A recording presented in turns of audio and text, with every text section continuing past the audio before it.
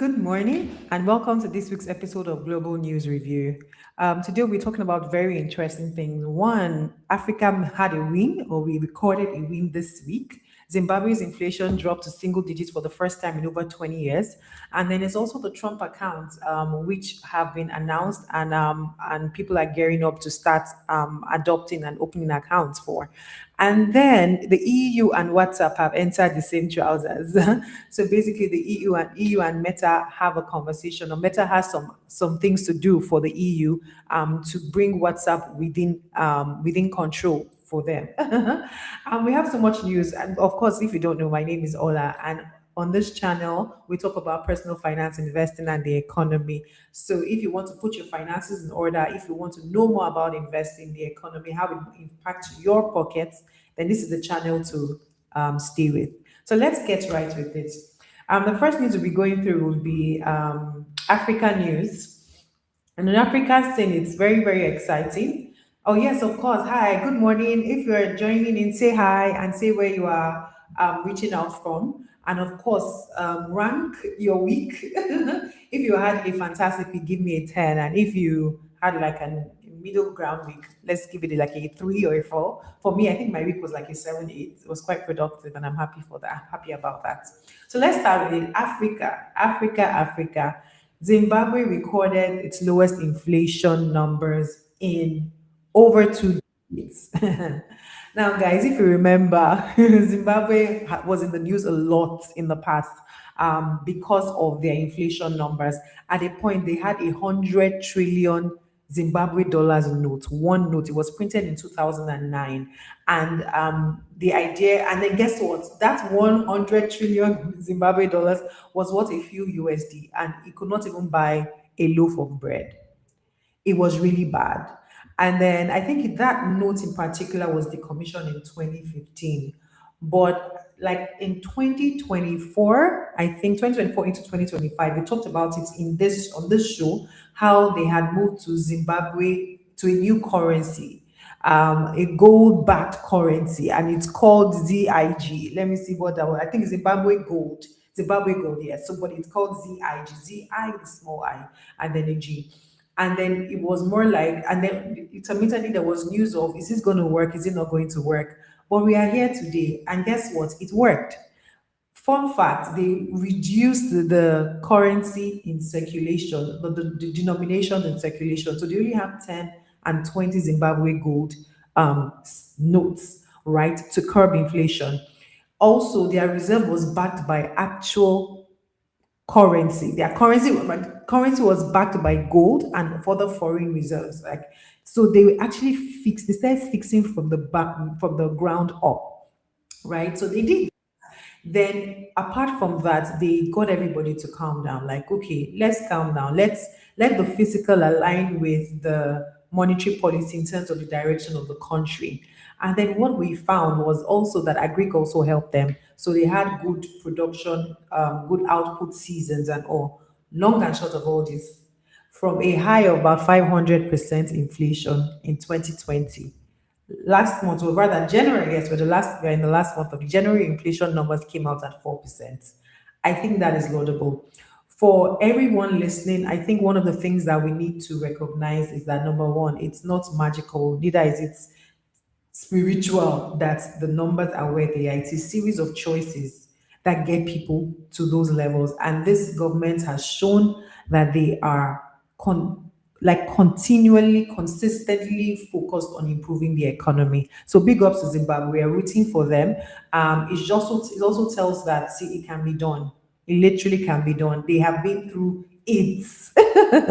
It, but it can be done. The nation is calming down. We know that the nation is calming down, and it's good. It's only the only way up from here. The only way is up from here, rather.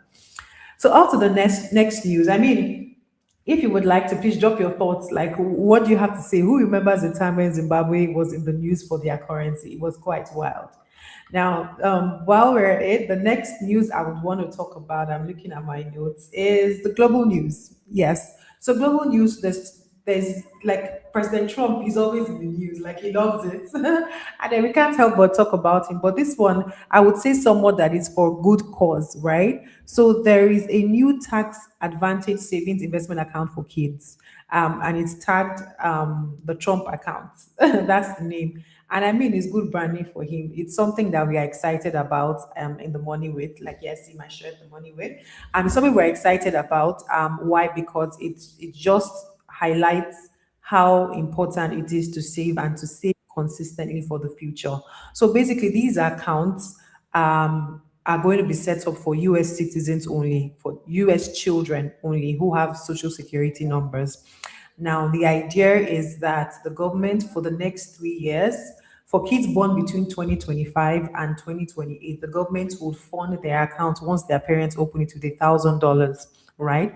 And the parents, guardians, um, anyone can support by contributing a maximum of $5,000 tax advantage, that means tax free, every year to that account. Now, the account, the idea of those accounts is that they would be what's it called, invested in broad indices like S&P and Co that track the general markets, and the child cannot touch it till they are 18.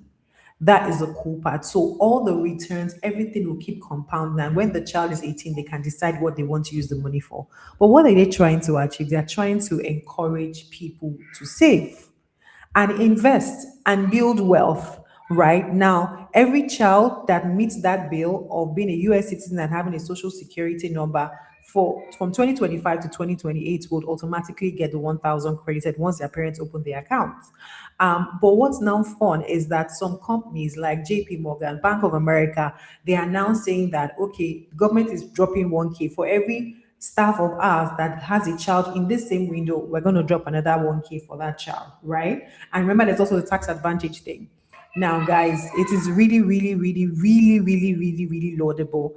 I think it is something that even if you are not in America or you don't qualify and you have kids, it's something that you should start. If the US government understands the implication of these things, then you as an individual, you should start doing it for your kids. It is important. And then it's fantastic because they're tracking the index, right? They're not going to do stock selection and say which stock, which stock. So you can do your mutual funds, your ETFs, right?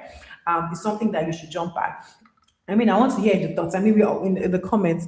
I see that we're always very, oh, Trump is doing this thing that is not so fantastic, blah, blah, blah. But I think this one is a massive legacy project.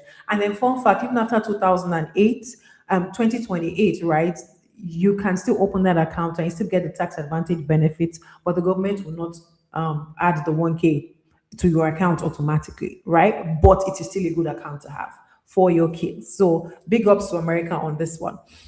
Now, the second news out of the global market is that the EU entered trouser with Meta, right? And the idea is this WhatsApp channels. Like we all know, I mean, I do not like the WhatsApp interface right now.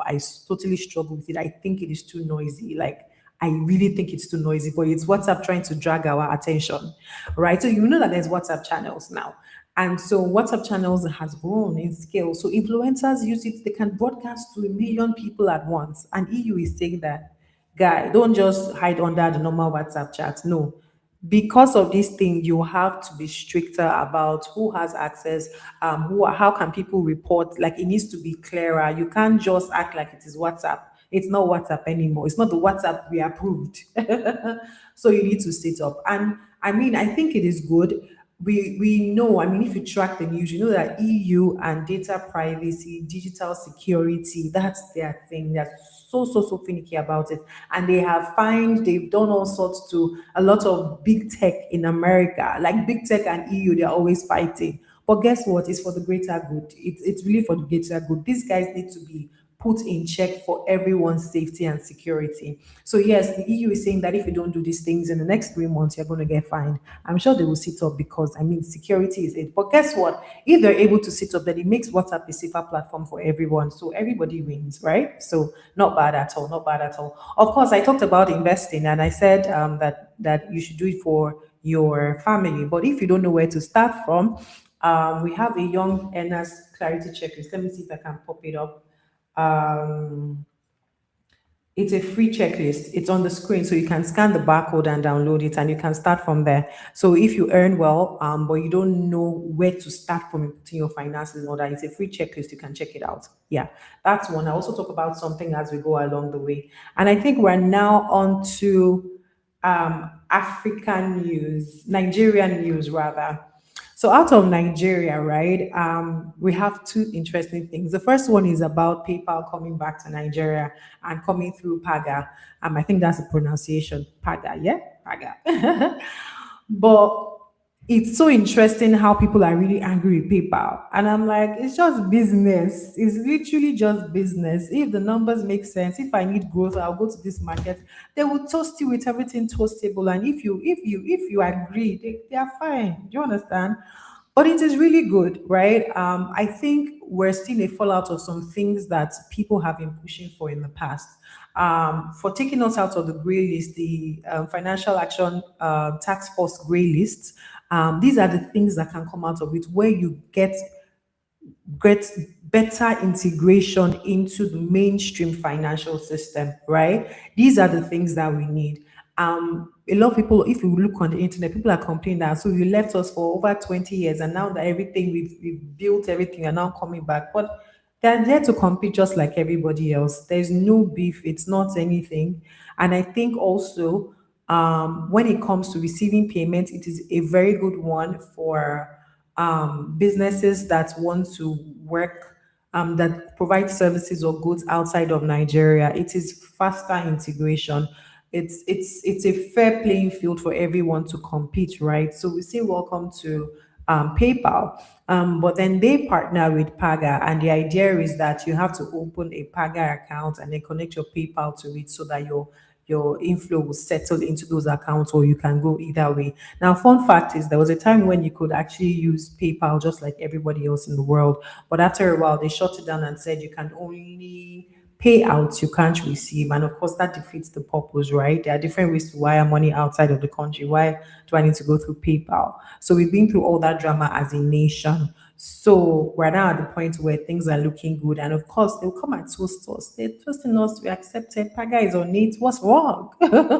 It's just competition. Paga needs to do some level work to get more people to on board with that, to make that contract viable, like to say, okay, we did this integration with you, how much have we made of it? So it's a level playing ground. But if you are a business owner that receives money abroad and has struggled with receiving money abroad, PayPal is your plug. Honestly, PayPal works and it works well. So consider it, especially for people that at some point have been forced to maybe register US businesses and they struggle to have a bank account, blah, blah, blah, US visa, all those things. It is a good one. So if you can, check it out. It's good. If there are other options, let's know in the comment section. They should also advertise it. If it's free for everyone, right? Now, the last news outside of Nigeria, coming out of Nigeria, is around cash in circulation. Now, there was a meeting, and one of the data that came out of that meeting was that there's 94% of the cash printed is outside of the banks, right? Meaning that people are actually holding cash. They're putting cash under their pillows, there's a lot of cash out there. And I smiled when I saw it, and I realized that there are lots of policies that are in place right now, or laws that have been put in place right now, that will make it very difficult for the central bank to rein in all that cash. The fact is this: whenever the central bank comes and says that, oh, CRR or MPR has been taken up or taken down, the idea is that that impact is supposed to translate into the economy and slow down inflation, or increase or spur the economy, blah, blah, blah, right? What happens abroad is that when the feds take up interest rates, credit card rates go up, mortgage rates go up, everything goes up. So people slow down on borrowing and there's less cash in the system. So it slows down inflation, right? There's less cash to chase things. You understand? Now, in Nigeria, the problem is that when the central bank announces that thing, the transmission mechanism is broken. Why? Because for you to be impacted, you must be part of the credit or interest rate system. Yeah. But when everybody is holding cash under their pillows, central bank is talking somewhere, we are talking somewhere, we are all chilling, right? So it makes it harder for effective monetary policy when there's too much cash in circulation. And but then I realized that even with this whole new tax law, um, required reporting, blah blah blah, what you would find is that a lot of people will move into doing cash transactions, and so they will not pass that cash through the banking system at all, so it cannot be tracked. Now, the reason why that would happen, it's just human nature, is because there is no incentive to put that thing in the system. There are no benefits. If you tell me, for example, that my neighbor's child needed to do a major surgery, the original bill would have been 20 million naira. And because they have if their taxes are up to date, blah blah blah, they get health care. Even if my children are healthy, I will look at the tax, look at the money, and say, let me pay so that I can get it. Right? But when there's no value exchange, what you find is that people would end up being creative. Is it legal? No, it's not. Should it be encouraged? No, it shouldn't. But what you would find is that it's not traceable, and there's a limit to how much the government can trace people if there's no technology backing it. And so, if you're not in the banking ecosystem, it can't be tracked.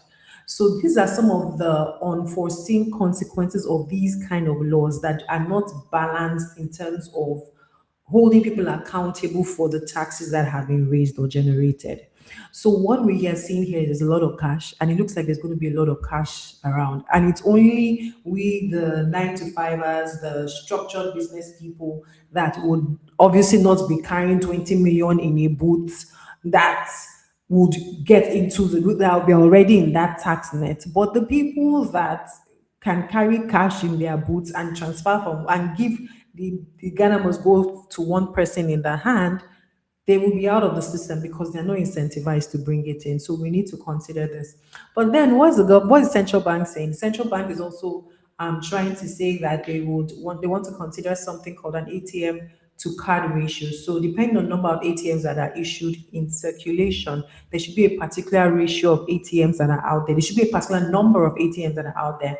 And I mean, let's think about it. It does not make sense. The fact that we have to buy naira, it is ridiculous on all fronts that I need to get cash. The ATM is not working. There's no cash in the ATM, but the POS person somehow always has cash, and I had to pay a premium to just get cash.